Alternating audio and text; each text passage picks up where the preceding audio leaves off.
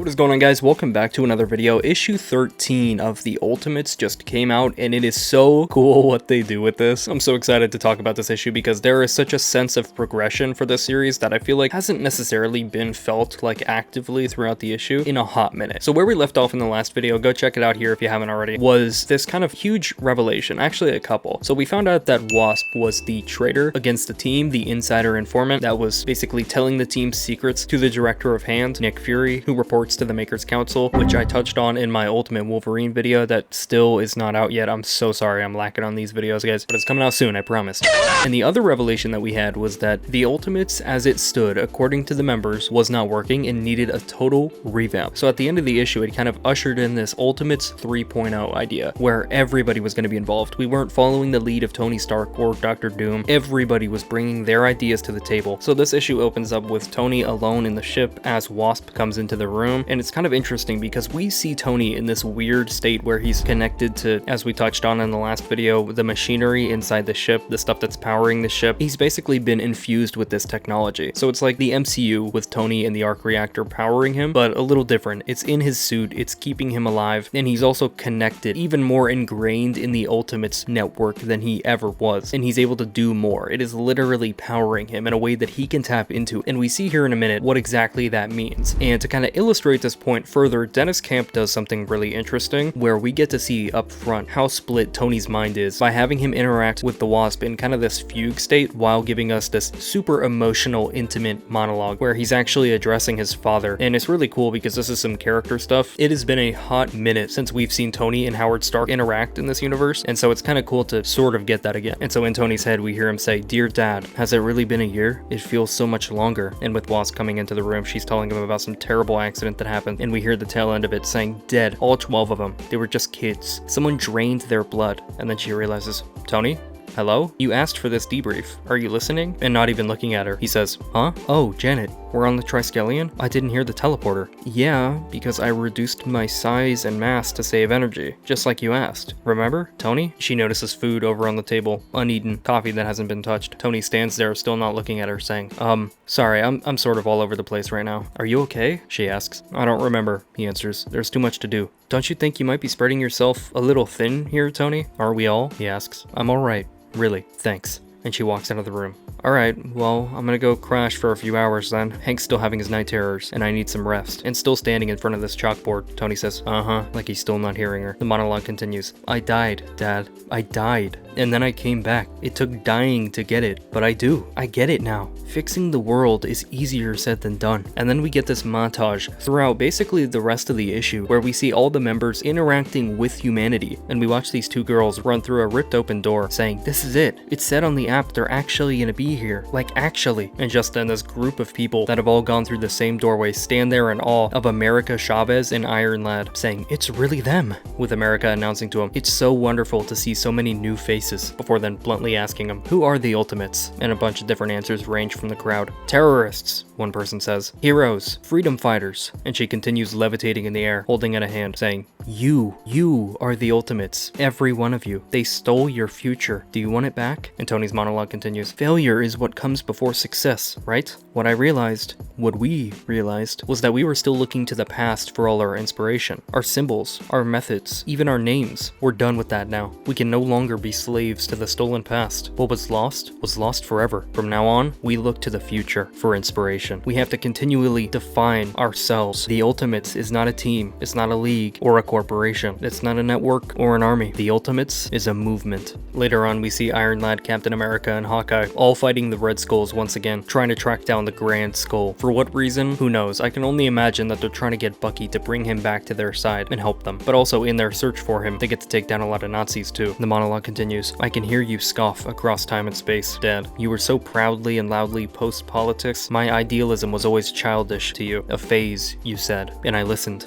Well, look where that got us. And even though we don't look for inspiration, there are still lessons to be learned from the past. Lessons your generation forgot. Luckily, we found good teachers, men of conviction, men who know what it is to stand for and against something. We can't just burn their flags, raid their fortresses. We have to give them something new to believe in. And we see, as the Ultimates demoralize and defeat these Red Skulls, instead of imprisoning them, instead of killing them, they actually burn their equipment, their suits, their weapons, everything, their special editions of Mein Kampf, and they actually recruit them. And we see people using this app that was mentioned earlier, which is literally an Ultimates app, as Tony explains. We're now inventing new ways to find each other, exchange information, so we decided to build our own internet. And we see just how far the impact of this app and everyone being able to connect to it has gone. We see how many people are getting involved from all ages. Kids using their phones to inform their parents, teenagers at school debating amongst each other, and hardworking adults quitting their jobs to harvest their own food and work together so that they don't have to eat food with chemicals in it anymore. Tony continues on. It's true that the old information systems spread lies much better than truth, but it's not law. It's not unavoidable. That was a design choice. So we are making different choices. It's only been a little over a month, but I can already see a difference. And then we actually get the perspective of Wasp as she's spying on the other Ultimates members, and we get a conversation between Iron Lad and Human Torch as Jim says, "Tony, I'm ready."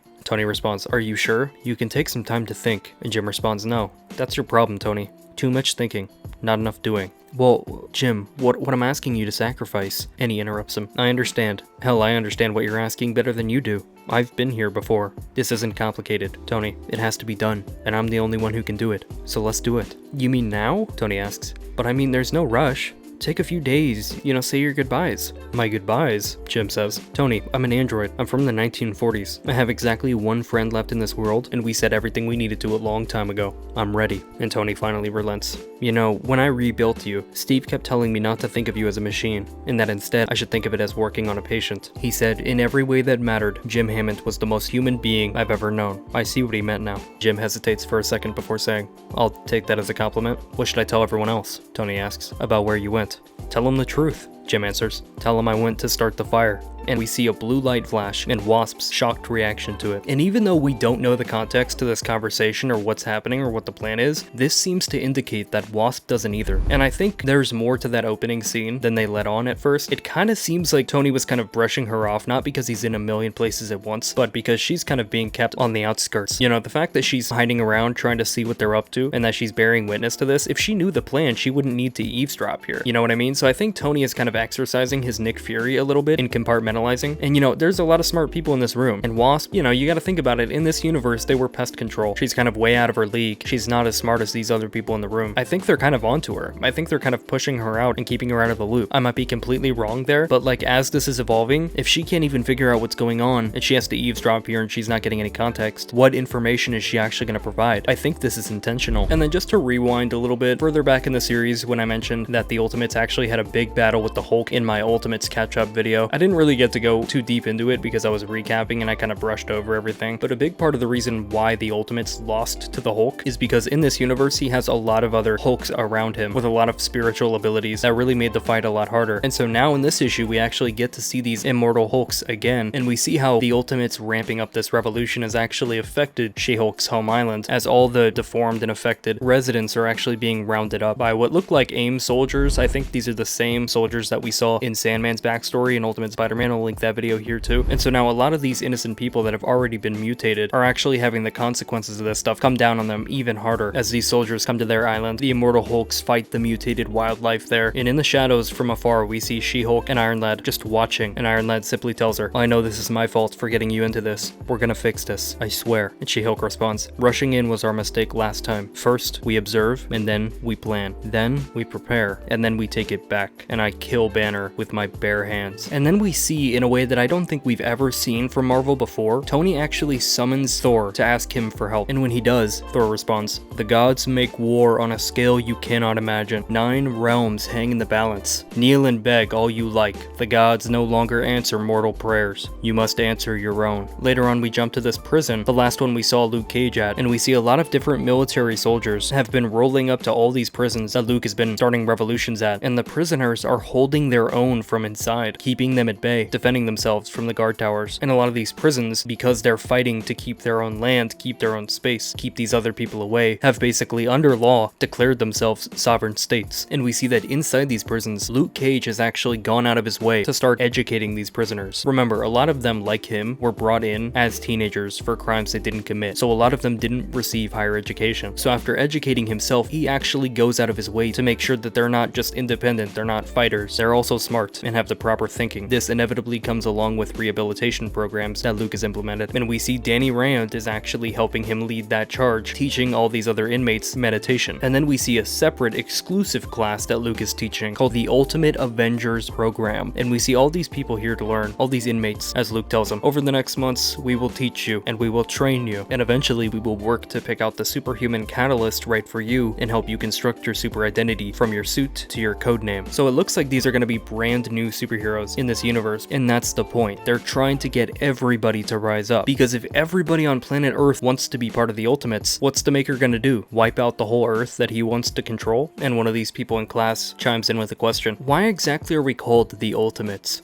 And Tony says, I've been thinking about how I want to fix the world ever since I was 5 years old. That name was just one of the first things I came up with. And they ask, so we were named by a 5-year-old? And Tony smiles, a very clever 5-year-old. And then we see that this prison is actually surrounded by a blue force field powered by their time machine. And Tony actually stole the idea from the Maker City to build this barrier around the inmates as they learn, so that time passes inside the bubble at a much faster rate. So like, for example, as 6 days pass inside the bubble, it's still only been 1 day in the outside world. And then as Tony leaves the bubble, we actually get this montage of Tony leaving all of these locations that we've seen him at throughout the issue, and we realize none of these were at different times. He was in all of these places at once, and he says, gotta go, have some other missions, to be continued. And he flies all the way back up into space, up to the Triskelion, and we see all these different versions of Tony's as he split himself across space. And once again, using the power inside of his suit, he was able to get even more done and work faster and more efficiently than he's ever been able to do before. So by isolating these different versions of himself throughout time and spreading all of these different bodies throughout space at the same time, Dennis Camp is actually getting us one step closer to what I thought wasn't actually gonna happen. If you've read Ultimate Invasion, we still haven't made it through the series at the time of recording this here on the channel, but at the very end of the series we see this version of Kang that resembles Iron Man a lot, and it's often been theorized that it was a future version of Tony inside the suit. And as we all know, traditional Kang has always had the ability to take multiple versions of himself throughout time and spread them all throughout time. So this kind of feels like with Tony spreading himself throughout space, we're just getting one step closer. He might actually be the Kang that we saw. I thought it was going to be some fake out thing, and like the most obvious answer isn't actually what happens. We haven't seen this universe's version of Victor Von Doom. I thought it was going to end up being him or something, but it looks like this is the direction it's going in. And really it just makes sense because when you look to the main Marvel universe, Iron Lad grows up to be Kang. So they're literally just following in those footsteps and building up to it progressively, which is really cool. But yeah, just this whole overhaul of the Ultimate Universe as the Ultimates charge up and really just form their ideas together and go about this the right way. We're seeing how quickly it's working, and they only have 5 months left until the Maker comes back. So this is really like the final stretch, the big revolution. It's finally starting, and I'm so excited. I'm so excited to see how stuff like Thor and Loki's War kind of fits into it, how Ultimate Spider-Man fits into it, how all of these normal inmates actually end up fitting into it. This is so cool. This is so awesome. Let me know your thoughts down in the comments below. That is the video. Thank you for watching.